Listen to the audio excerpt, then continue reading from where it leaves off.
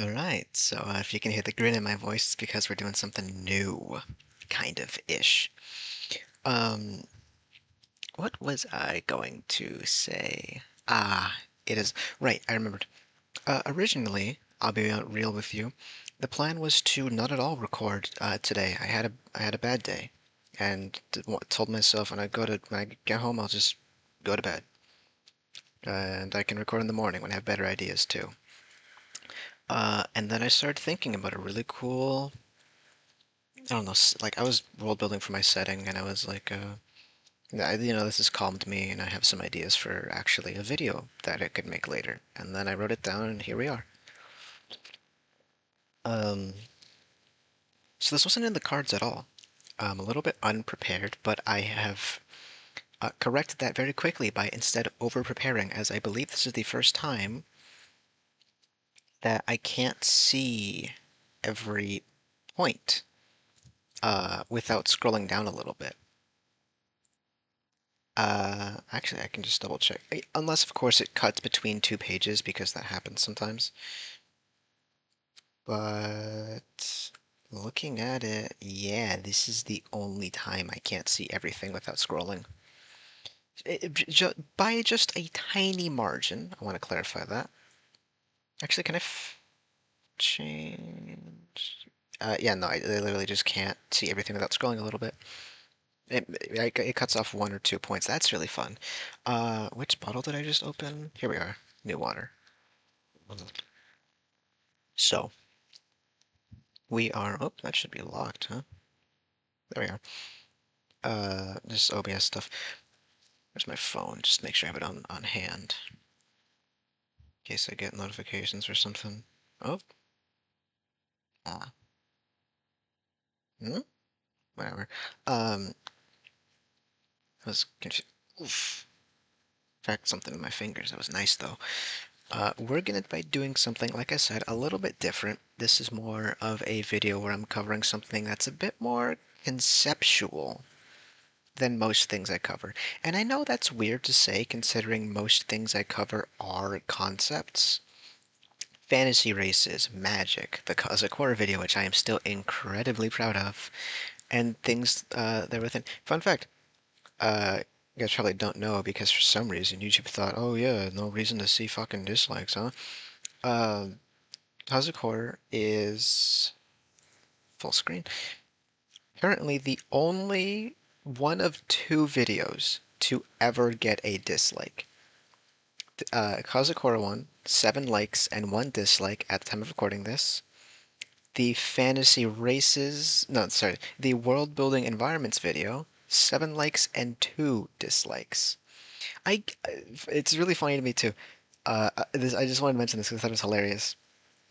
I caught the Cosmic Horror video at a period of time where it had 8 likes and no dislikes, coincided with the period of time where I had 17 subscribers. And then I double check and I'm like 16 subscribers. I checked my Cosmic Horror video, 1 dislike. Apparently I said something that pissed someone off. Oh man, I really do wonder what it is. I hope they leave a comment explaining, because that's hilarious to, like, know that that happened.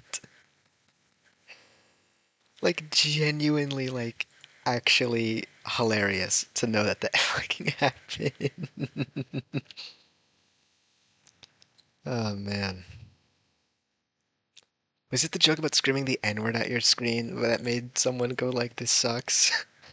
Is that, if it's so, that was so worth it. Um, we're doing something more conceptual today than I usually do, which is funny to say from the guy who makes videos on fantasy races and magic and ideas within the writing sphere as a whole. But I don't think I've made a video in line like this so far, right?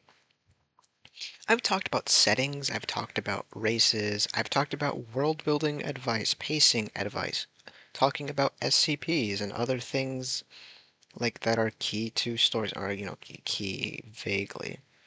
The most conceptual I've gotten was food in fantasy stories, but even then, I was tied that in as much as I could with plot points and things that they're within. This is my first time, I'm pretty sure, doing something of this caliber. If all goes to plan, it will be more in line with the other world building videos, and indeed it might be titled as such, Take a Sip of Water. However, like in the description, because I copy pasted there, in my Google Docs, I have called this The Bones of Old, or How to World Build Destruction. What do I mean by that? Well, I'll tell you throughout the video, of course, but what I mean by that generally is, um, how do you impart a sense of life in your world with a sense of death? Not only through killing characters, right, or having battles that end with bloody resolutions, but by showing fallen empires, by showing abandoned towns, by showing ancient carvings, things like that, which are pretty important to your world. This idea for this video came solely through myself. Literally, well, I guess no, if you follow the thread of fate. This idea came from, I was thinking about like I'm glad I put the post-apocalypse video out, but I'm sad that I missed a bunch of things, and I don't want to have to a part two to that video so soon. And I was like, I like the so I was like, no reason to focus on that. Cheese underscore stick one. Focus on what you did like about the video that you managed to put out. I was thinking like, oh, I liked the little short storytelling bits where I talk about wandering through abandoned buildings and towns. And then I started losing myself in ideas of just doing that more because I think those scenes are fun. And then I realized to myself, like, oh, hey, it's important to establish ruins. A pretty key part in many stories. It's a pretty bog standard thing to have in, say, a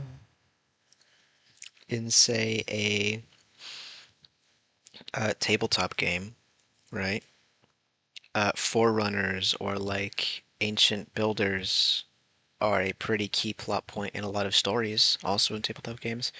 The Roman Empire, the Byzantine Empire, the Ottoman Empire, these are all empires of old that fell into disarray. Various Chinese empires, they still leave their mark. These stories can have something along those lines, and I thought to myself, like, that's an interesting idea. I want to explore that more. What better way than to make a video for you guys, hmm? I think this might be... So a lot of these points probably like double up on each other or overlap, so they're probably going to be a bit snappier, punchier, like a bam, bam, bam, bam sort of thing. I'll try to keep it from being just a straight shot through it all, but it might end up being just a straight shot through it all, you know? Um, we'll see. I'll start with, give me a sec to read these over again. I had a plan and then forgot it.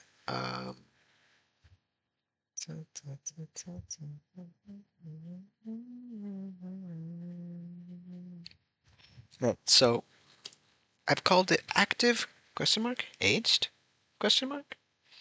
This means, right, and I know it's a bit vague. This is my way of saying, has the event that brought this area, building, town to destruction? I'm yawning. Oh no. I was like, oh, I'm so excited. I'm pretty not tired. I can do this. Is the area, the event that brought this area to destruction still ongoing? Or is this something from a bygone time? Because I was thinking about fire, despite being afraid of fire. Not like pyrophobic. I just, I don't know, fire's scary, because innate human instincts. And I was thinking like, oh yeah, I guess destruction does imply fire. I was also thinking of like, later on, like talking about fight scenes within this area. And the best fight scenes have fire as a backdrop to them. And I was thinking like, oh, that's a good point. Destruction can literally be in the moment.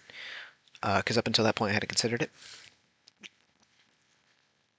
So when you're implementing this snapshot of ruin, of destruction, of bringing everything to a crashing end in the most dramatic way possible. Because I'll tell you right now, I'll cut myself off. These cities, these empires, these towns, these buildings, they didn't have one flashy, I'm out, I'm gone, right? One grand explosion into death. Because most things don't get that. It was a slow, quiet bloodletting, and eventually it just closed its eyes for the last time. And that'll be the case for a lot of things. It'll just like wither away into bones, and then the bones will crack, if you get what I'm saying here. Not everything will end in a massive civil war that kills everybody down to the last child. Oftentimes, it's just it got too big for its own good. And a lot of the time, there were big events that led up to the Quiet Whimper, but most of the time, the way these things end is just with pathetic noise, and then they never make a sound again. And that's fine for your story, so keep in mind if that's what you want to tell. Back to the point at hand, active or aged? Yawning. What is happening? Has it happened? Right? Because, nothing ever happens. Yeah. Good, point made, point made, point made. But why the fuck did YouTube ever get rid of being able to see dislikes as a viewer? That's like, I don't know, it's been bothering me since I thought about it again. Not that I got left a dislike, I think it's fun. No, whatever. Uh, whoa. Sorry, uh, uh,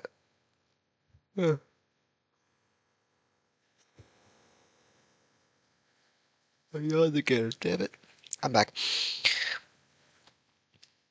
I don't remember what I was saying. Point is, your scene can actively take part in the destruct, or your scene can paint a city actively taking part in the destruction as opposed to just what's left after the whimper. Because both are fine, both are neat and interest. Where did my ring go? Huh? Where'd I put that damn thing? Phone flashlight. There you are. Why did I take you off? Like that. There we are. I personally much prefer the aged as opposed to the active. Because I find those a lot more interesting, a lot more fun to write. I like wandering through the hollow bones as opposed to wandering through the rotting meat. Though there's fun to be had in the rotting meat, but I prefer the quiet, sort of pale, bleached bones that to pick through. I'm the scavenger, and the setting is my meal. So I think that's the point I want to make. Is literally just like get solid in stone before you have this scene down. Is the Empire dying or is the Empire dead? How long has it been dead for? Because how aged is it? How long has it been dead for? Because that can matter. So when I say these things, I don't want to make it seem like you need to do every single point, right? You don't need to do every single point at all. You just need to only write for what you need to write. You only need to write for what you need to write. And that sounds stupid, and right, that I understand that sounds stupid, right? That just sounds like nothing advice. But if your world has why they fell to be a mystery, you don't need to explain why it fell. Or if why it fell doesn't matter, you don't need to explain why it fell. You don't even need to name drop the empire, right? It can just be a proper noun, the fallen empire, or something to that effect. If you don't need to explain, or for the point, Diasporic communities, who weeps for what's lost. If you don't know what I'm talking about, you can go to the description and see the points I will cover. Take some water. If nobody is left from this old forgotten time, you don't need to add them because I mentioned like what you can do with that idea. Only write for what you need to write. Save your energy for better things. We will now talk about scale. We'll talk about the scale. I mean this both in terms of the scale of destruction and the scale of it during its peak. What does this mean? Oh. This means, because you don't need to, whatever, I made the point. Use discretion. It's a pretty good idea to establish in your world building notes, your story draft, whatever. Not your draft, I guess. In your world building notes, how large this area was during its prime, the power it held, the culture it fostered, things like that. How grand were these opulent halls? They have gilded sconces. Was the area actually that wealthy, or is it all a farce? How much territory did they control, and how much of it was a good quality of life for its peons, its cast-offs, its citizens? How mighty were its walls before wind and rain whipped them into dust? You see what I'm saying? And then, how much of this grand, monumental empire is even still around? How much did an errant lightning strike burn to naught but cinders blown away in the wind? How much has how many frescoes painted on every wall have been eroded into blurred nothingness from constant torrential downpours? How much rust adorns every metal, every former gleaming surface? The painted glass displays shattered now, or the color has faded into a muddled gray, right? How much of that is true? Is most of it standing still as a ghost town, able to be reclaimed right now? Or is all you're going to find some half-sunken pits of where the foundations once lay? And maybe, if you're lucky, some bits of the foundation and asymmetrical shapes that can be imagined to this grand structure, but that will pale to its actuality because nothing is left. How impactful, right, could that be?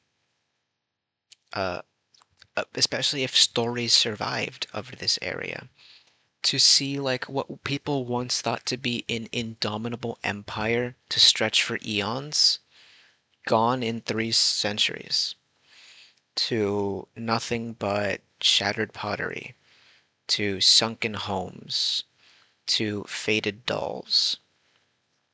Nobody will get a feeling of what it ever was again, because what we have left is a fraction of a fraction, if you get what I'm saying. Or if you're not doing the complete ruin angle, how grand and opulent was this area? Does it pale in comparison to modern structures? Because we have this weird habit of either having ancient civilizations be like, oh, super primitive, I can't believe we were ever like this, scoffs at you idea imperialism has drilled into us, or this, great heavens, our forerunners were so much more advanced than we could ever possibly hope to come back to. Do they have a Sistine Chapel? Is what I'm trying to explain to you. The Sistine Chapel, this grand, opulent, giant, beautifully carved building that we have. Do they have that practically? But just the meaning was lost? Is it standing there quiet and still, a little weather-beaten but still sturdy, open and inviting for all to come, as it usually is? I mean, again, up to you to decide, but make your decision and then stick with it. Not to say that you can't have parts that are perfectly gleaming and preserved, but other parts are sunken and ruined. But I think it works best if it's one or the other. Not that, what I think is best is what matters to a story, but, you're here subjecting yourself to my weird opinions and feelings on various things. So, oh no, suck it up. Ugh. Importance to plot. Sometimes it doesn't need to be incredibly important to your plot, like explaining everything that happened with this area but sometimes it is nice to have it tie into the plot, and if so, how much does it tie into the plot? Why does it tie into the plot? Is it because the villain has encamped here, or is it because we need a MacGuffin that is rumored to be within these ancient halls? Are we finding an old, what's the word? Omen. Not an omen. An old metaphor, not prophecy. That's the word I'm looking for. Is it because we're looking for an old prophecy carved onto the walls of the chapel? Or are we here for convenience? We were passing along the way and we found a place to camp and make rest. And to make camp and rest. Rather, not camp and make rest. I mean, I guess you make rest, no? Right? Or am I... No, I mean, I guess I am just technically right. Where's my water? Yeah. Let me just take a sip.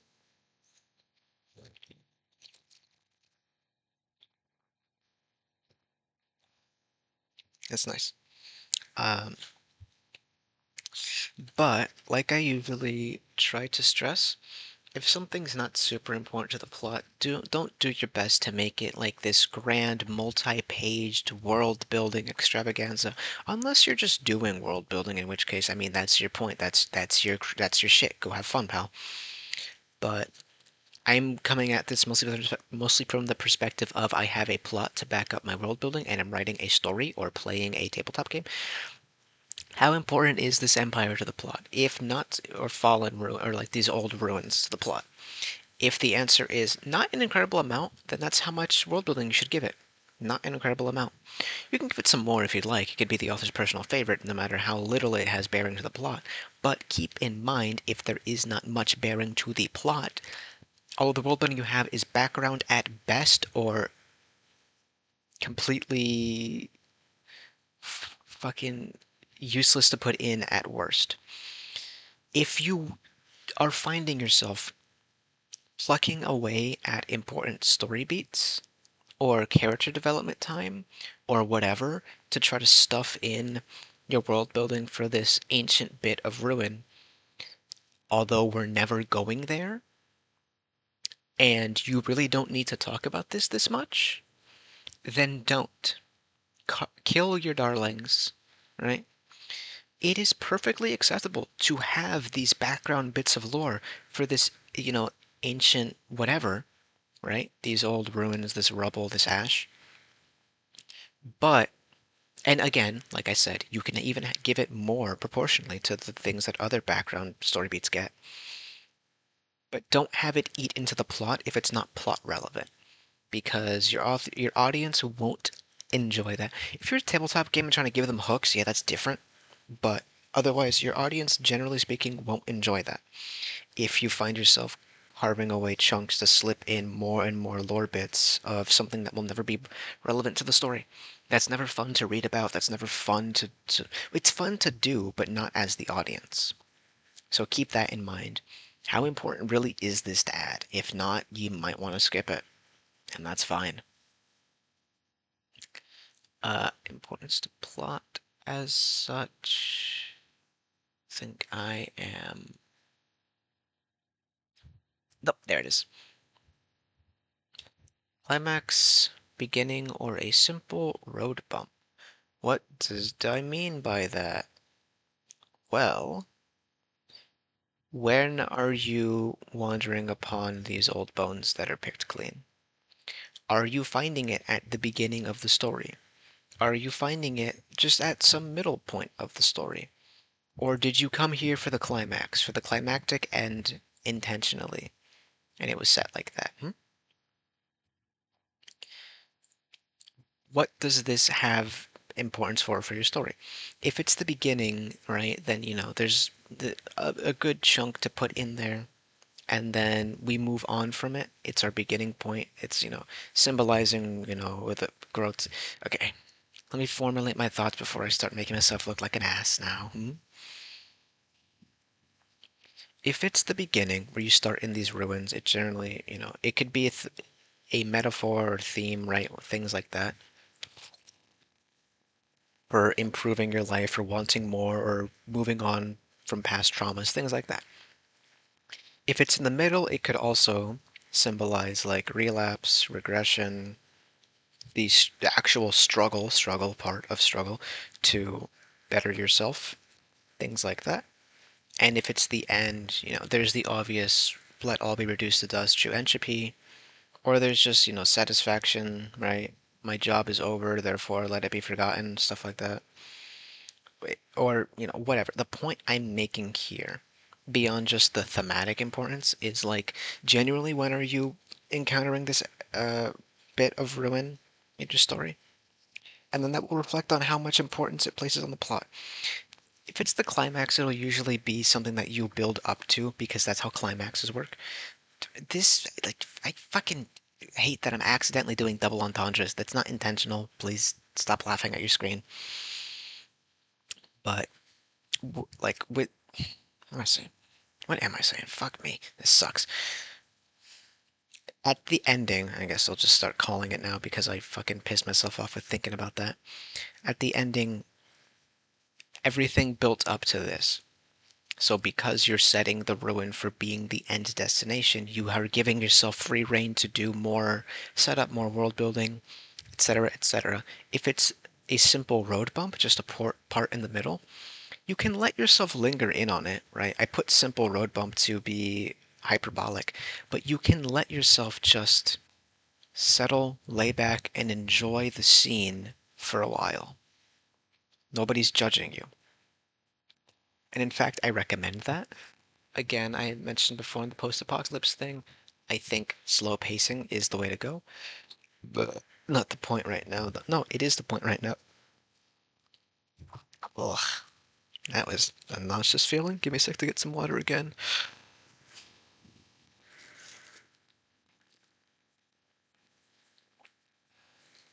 There we are. That's nice. Um, then I lost my train of thought. What was I saying? Something about you're building up to this, so let yourself have free reign to play around with it. It was the road bump. And it's fine to just let your main characters just sit in this area for a while and just wander through and observe and look at everything. Even for main characters which are not prone to this and are instead more violent, as main characters in stories like this tend to be. I have my gripes with that, but I've already vented them, so I feel no shame. I claim. It's the wrong words anyway. Point making is it's fine to just let your main characters just be in this area for a while. To just look at everything. Take it all in slowly. Even if it's in the middle. And it might feel like a lull, Lull, like a dip in the story's pacing, but sometimes you need a pace breaker, and these are great for pace breakers. And sometimes it's just nice to breathe, you know? For the beginning, it also should still have some, impact on the story, especially your main character going forward. They can constantly bring it up, right? They mention sights they saw, things they felt, places they've slept in, that everybody looks on at them that like they're like a freak, right? They can describe the familiar feel. They'll revisit it in their dreams later on, stuff like that. They can describe the familiar feelings of the cracked stone beneath their palms, of the cold drafts blowing upon their face, of the ever paranoid delusion that something's staring at them, waiting to ambush, things like that. It depends, like, the way you'll go about it changes based on where it is in the story, but it's fine no matter where it is in the story to throw it in. You don't need it to be at the beginning or at the end, or it can even just keep repeating. You can come back here again and again and again as much as your story demands of you. It's fine. So as you keep coming back here, what are the vibes? Whoops, that is not my typical nomination. What are the vibes of the area? How is it faring? What do I mean by that? Like, if it's even if it's not a place you keep coming back to, but our heroes have arrived at the ancient ruin. They've heard stories of what it would look like, and here they are in person. Is it almost terrifying to see what once was a continent to continent kingdom be reduced to effectively a fucking footnote? Is there horror at that? Are they in awe at the sheer grand size of it? Are they almost disappointed by how benign it looks? Try to keep that up. You don't have to, right? If your story doesn't want it to. If you're going for a bait and switch for whatever reason, but try to keep that up. How they felt looking at it from that first glance. Throughout the time that they spend in here. Did my mouse just click something? Let me turn this off as I nudge it by accident. There we go. As they settle themselves in for that first night, what are the feelings they're feeling as they're watching? Hmm? As the oppressive darkness sets in of night, there's somewhere they have never been before, somewhere few people go to anymore, but once held thousands of living, breathing souls. And they sit here, where so many probably would have before, on this cracked stone bench in the middle of the park, where they fashioned a fire pit, and they're just sitting there, and it feels wrong. There is so much space accommodated for humans. And here they are, a party of 5. Along the sides of them lie more stone benches. Beyond that, they're decorated. They're carved with intricate swirls and bold columns. But nobody sits in them anymore. There's nobody around to sit in them anymore. The benches are denied their purpose, as is the park. Nobody to admire its beauty, to go on walks. As they cross a bridge that goes from beneath spire top to other spire top, it's impossibly wide and impossibly high. Not in the literal sense of it is magically amplified, but it's impossibly wide and impossibly high because it's made to accommodate a large influx of people at the top floors of this building who need to cross quickly without going all the way down. A large influx of people. The bridge dwarfs the 5 of you. Your footsteps echo all around you. They shouldn't be doing that, though. It should be filled with the constant little tap, tap, tap, tap, tap of feet moving by, of the constant dull thrum of conversation, of the ever-watchful eye of a few guards stationed nearby. But it's not. The roof above you is patched and holy, as nobody is around to repair it anymore. It shouldn't be like that. There are even bits of the bridge where parts have eroded away, being a chasm all the way down. That isn't right. It shouldn't be like that, yet it is. Nobody's around to chastise the city for falling apart. Nobody's around to be the gentle hand to correct it. It's wrong. Or worse still, none of that I just said was true. Well, some of it is true. The bridge, the height, why it's made, all of that. The decay is not, however. It's all perfectly pristine. Like a snapshot right out of time, but without the people. Perfectly preserved. Every stone polished. Every crack expertly sealed. To the point where it's better than it ever was before, and ever will be again. But just nobody's here. All of the decorations adorning the wall, they've not faded with time. They've not grown bolder either. They just are, as they've always been, for millennia, without anyone to be near. Why? That's wrong. It shouldn't be like that.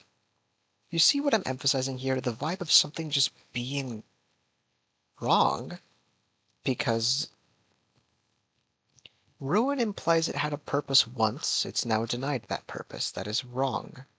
That is bad. in like a way I can't describe. It's comforting, sure. I don't know why it's comforting to me, but it's comforting, sure. But it's just not right, if you get what I'm saying. And hell, even I don't get what I'm saying. I only get the meaning behind what I'm saying, but not what I'm saying. Capture the spirit of these ruins and really try to put that into words. This is the right time to bust out the purple prose. This is the right time to be flowery with your language. Even if it's a detractor from how you normally write, how the story has normally played out so far. And that's okay, because, I don't know, maybe there's something wrong about it. So why not fuck up your writing style, huh? Where else can we be? Hmm.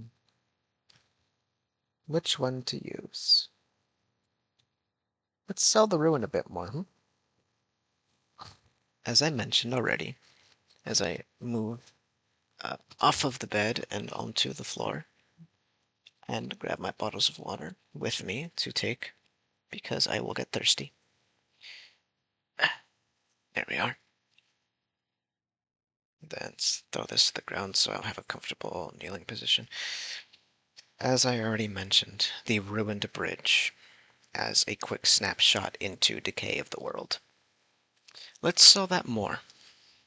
I keep mentioning the colors fading because that is a pretty clear sign of this has been left alone for a long time, that all of the decor and beauty has been allowed to wither away into a pale imitation of even itself.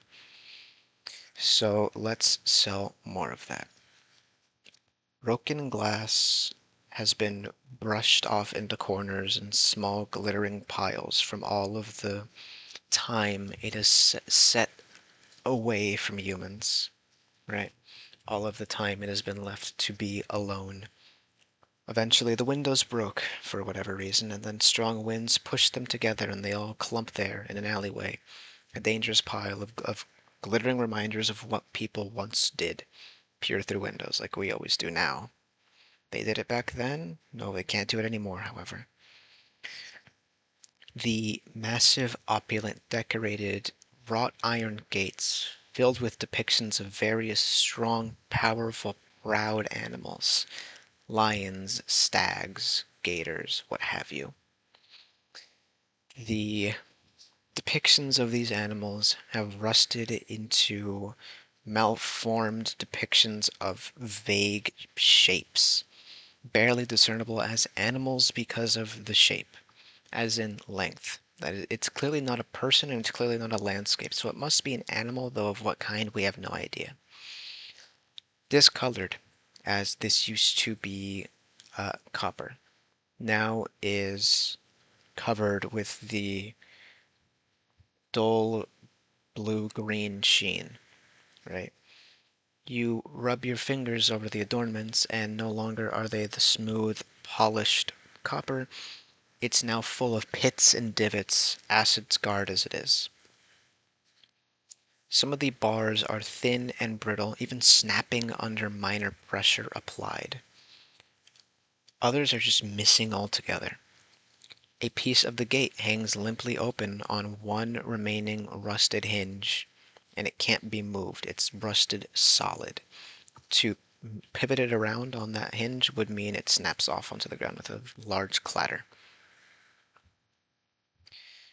There remains very little of said chapel that it was once renowned for. A place of prayer, a place of worship, a place of comfort and healing, brought to nothing but chips of stone and an impression on the ground.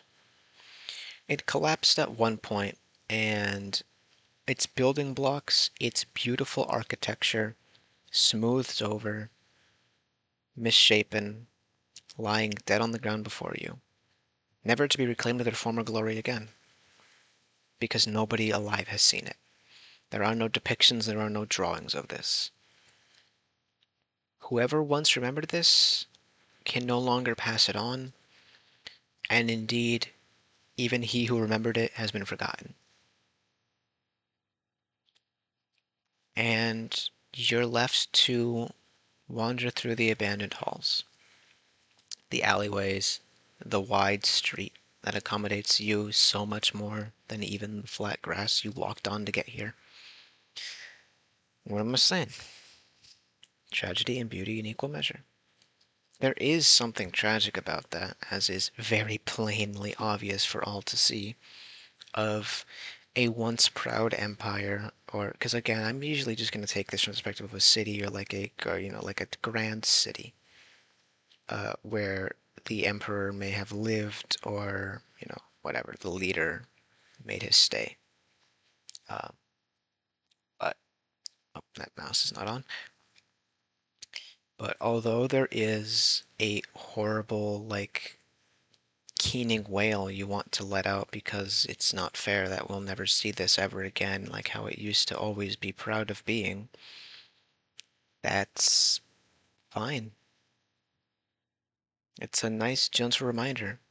It doesn't matter what we think about it. If it's time for it to go, it's time for it to go. There is beauty in the helplessness, right? Or the comfort in being helpless.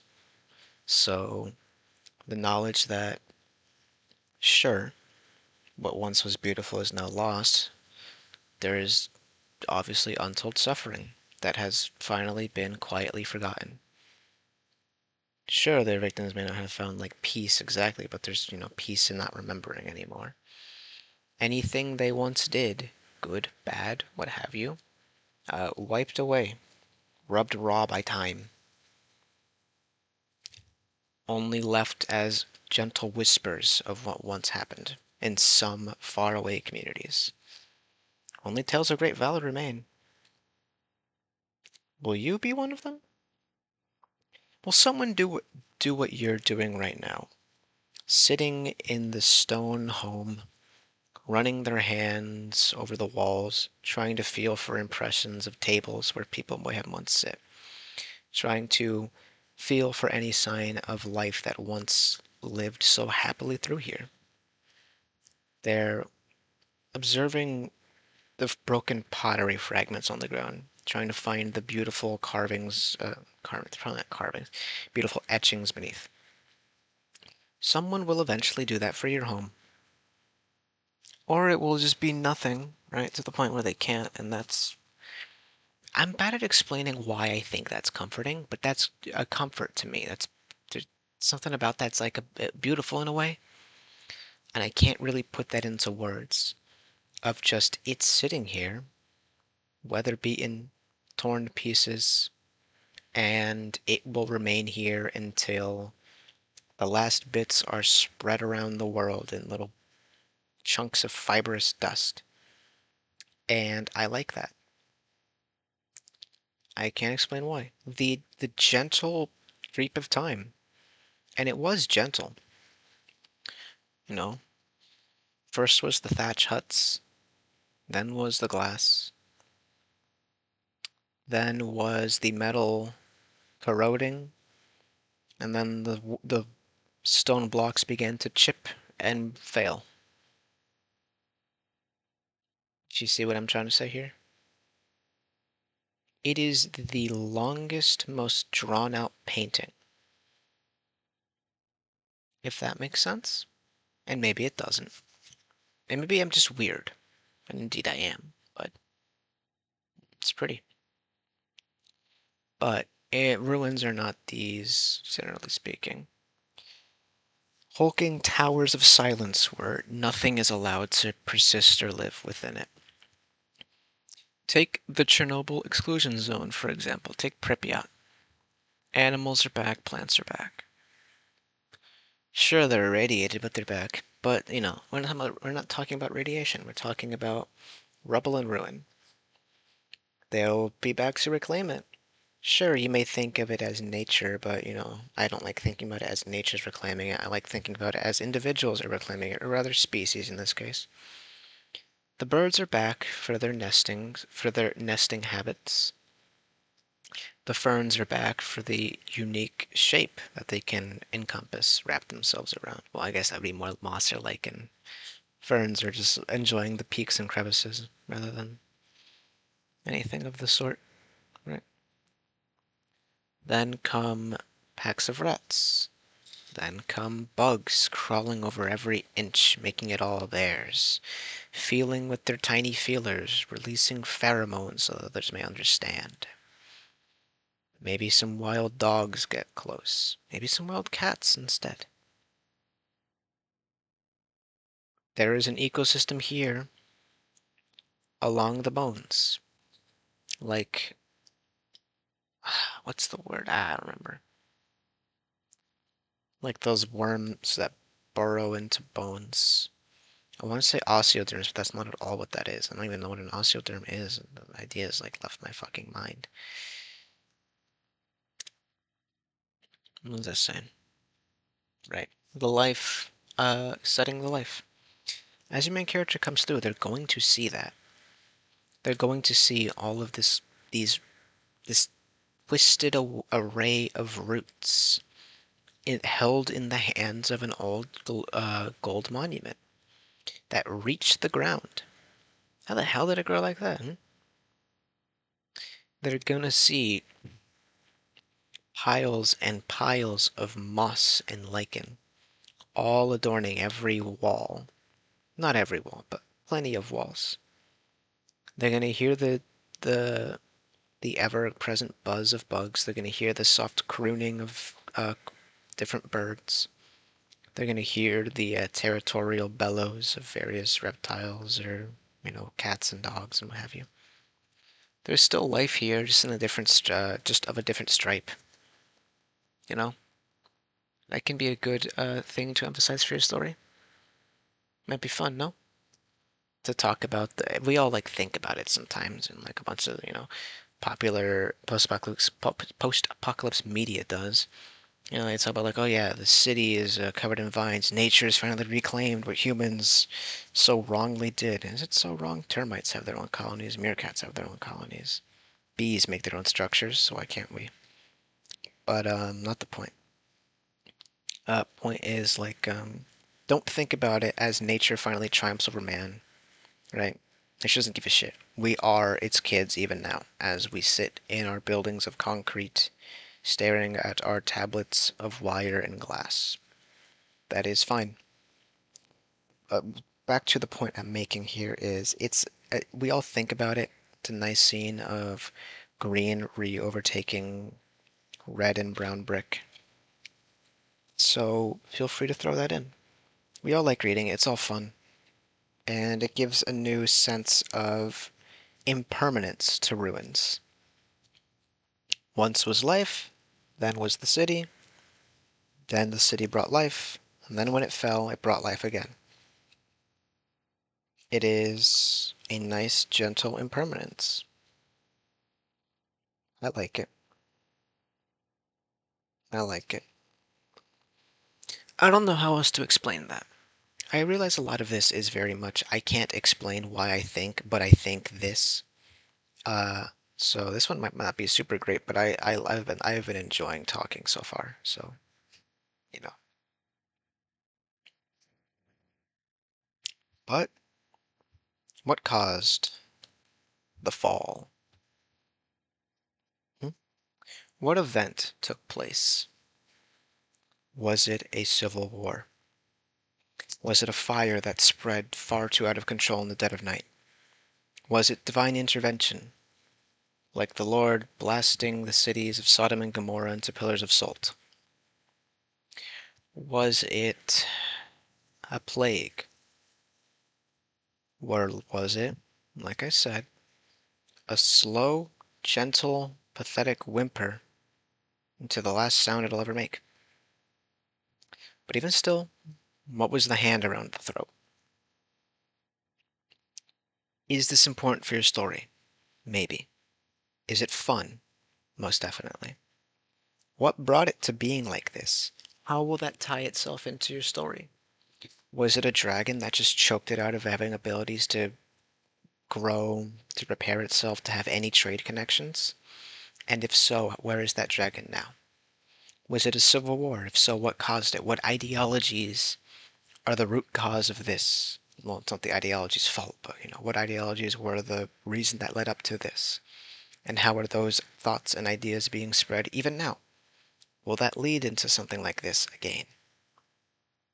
Was it contentment, stagnation, laziness, sloth that led to just believing we can settle down without making strides for nothing in the future? And through that, we just slowly let ourselves lay back and watch as it all just withered away. What caused it? It shouldn't be written onto the walls. We, the lost people of blank, have died because. You don't even need to give gentle like prods towards the audience or readers or main characters as to why it happened. But the way it happened in your notes probably could lead you to doing something like that. That's a lot more fun, or describing the scenes in different ways that are also more fun. If you get what I'm saying here, is like it's not the most important or pressing thing, but establishing why can be beneficial for your story. And I would recommend doing so. Especially because what's left after this event? The event will probably shape what's left. If it's a fire, things that were, not flammable. Ceramic jugs, things like that always jump to mind. Old metals for promotions in work or military. And I know military is a work, but I'm making the distinction for a reason. Different cultures and all that. What cultural bits can you reap from the ashes? Right? When you sweep the ashes, what catches? What is in this city?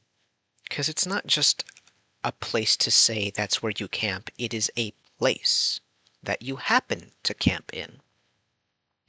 What's around? Old signs?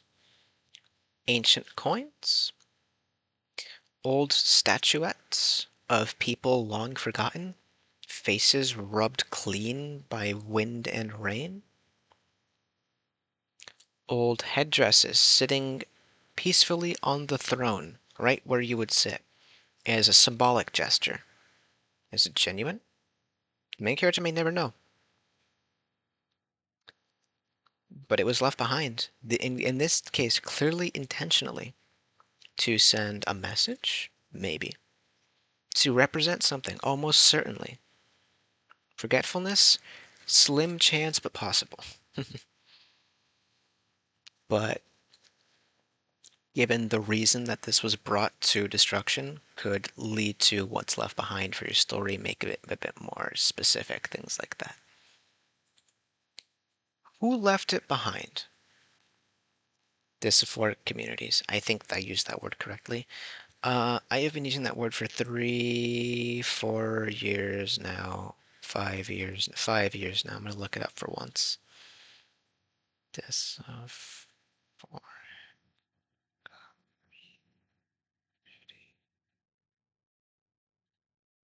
Diasporic. I've added an H to that word for several years. Damn. Don't I look stupid, huh?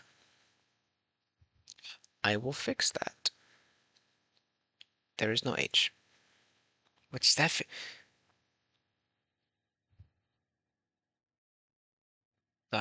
What the wait, huh? I've been saying it wrong? Diaspora? Is that how you say that? Oh god, I feel stupid now. Mm. Diasporic communities. Um, the people that were left behind. Better way to say it. After this area was reduced to nothing but destruction, inhospitable lands, who remained? What families keep their last name proudly as a sign of who they once were? What day have they set aside for mourning what they have lost as a community? Do they stick together or do they just spread about different continents in, quiet reflection? In Eberron, the Mournlands are an area that has been struck in with, I think it's called the Morning. It is basically no man's land with awful magical corruption that is pretty inexplainable.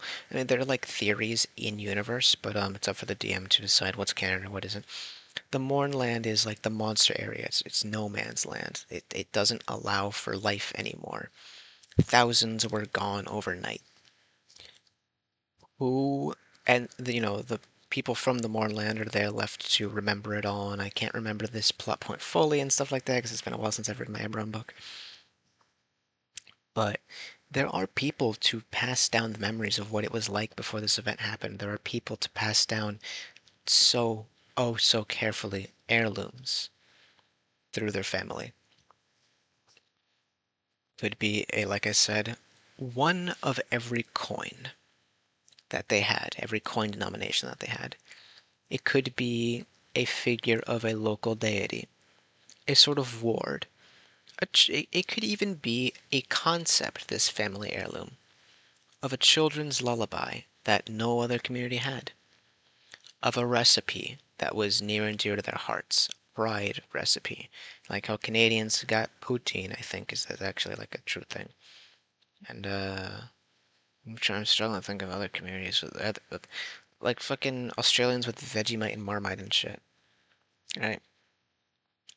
That could be something they pass down that's important to them. Their style of dress, do they still stick with it, even though it makes them stand out dramatically because of how important their history is to them, because they're the only ones who can tell it anymore, right? How are these people reacting to their entire lives being changed? And then how do they continue to react decades, centuries, generations later? Is it much the same, or has it been adapted to be a more gentle, just I know where I come from idea? At a certain point, when is all of that national pride lost because nobody has any connection to it anymore? It's a bit sad too, but it'll happen eventually. So, there's comfort in that. Don't know how or why, but I think there is.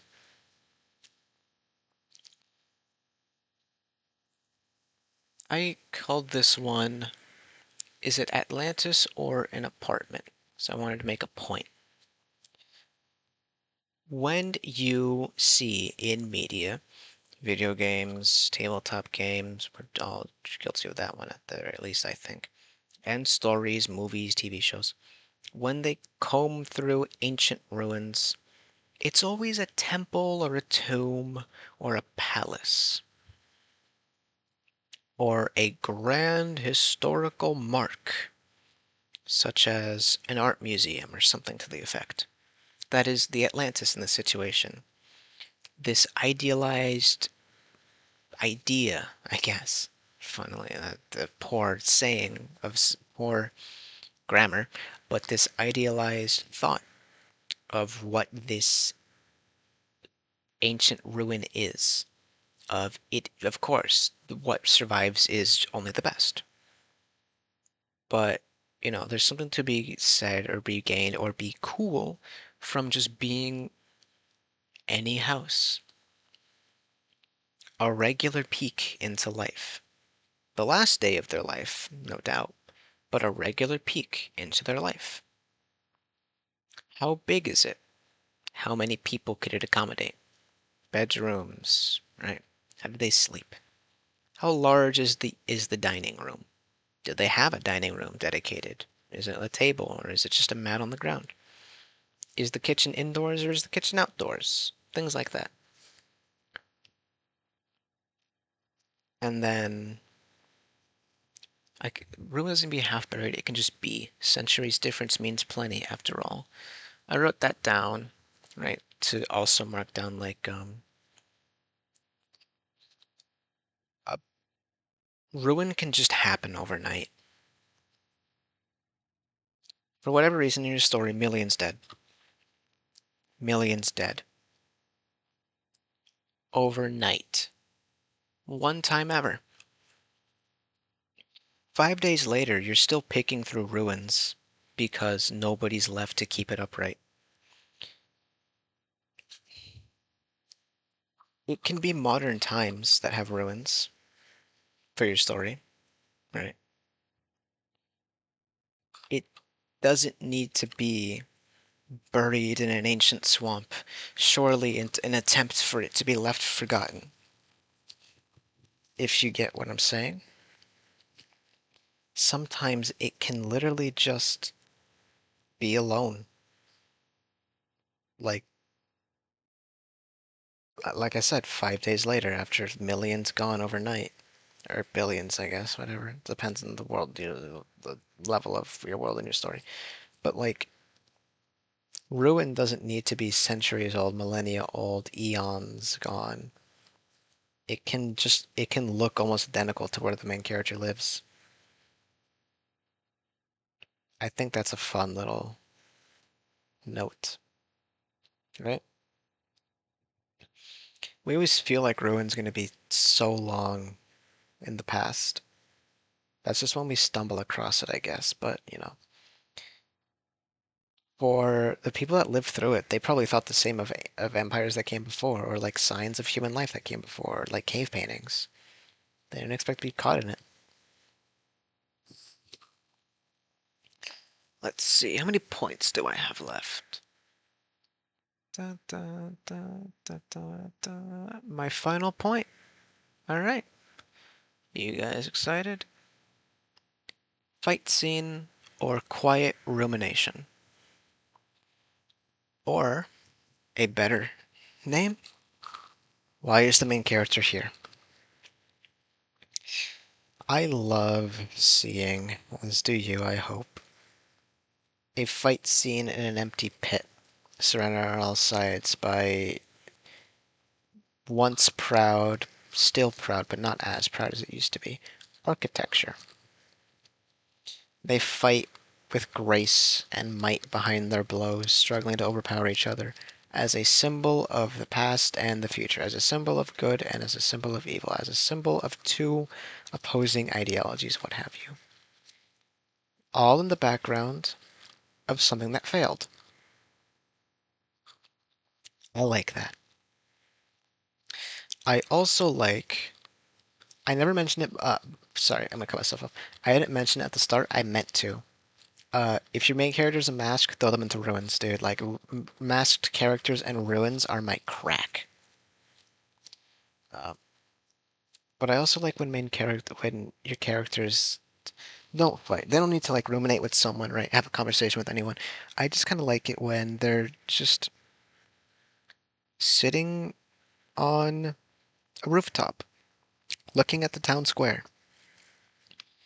and trying to visualize in their head what it was like to live here at the time of its peak, what it was like to walk through those streets, what would it be like if their home city followed suit, what it would be like to be in the final moments of the city before people either gave up on it or everyone just died in it. To consider what led them to this and consider their own home. To consider possibilities that led everything to this, to consider the idea of entropy and how true it even is, to look at everything and just take it all in for the sake of taking it all in, to just sit with their heads against the wall, resting, not thinking about a single thing, just being here for the sake of being here. I like that a lot. Reflection and all that. You can have both, of course. You don't need one or the. This is a time where I absolutely say you do not need one or the other. And I know I myself can barely ever pick. So just know it's a fight scene. Involve the environment more. If you're ruminating, absolutely the environment is key. And then make so many comparisons. As many as you can. In a big checklist, and then from that point, Expand them, expand them, expand them. Purple prose. Really let yourself settle with this scene for a while, and it will flourish. I don't know how good this video was, how helpful it was. This was a bit of an experiment, but I hope it turned out well, as I loved talking about this whole thing. Thank you for watching. Let me know if this is any good. Let me know if you got what I was saying, or if me going, I can't explain why, but was very annoying. And I suppose I will catch you in the next video. I would appreciate some ideas. Speaking of, I am running out. Thank you and have a good night, you lot.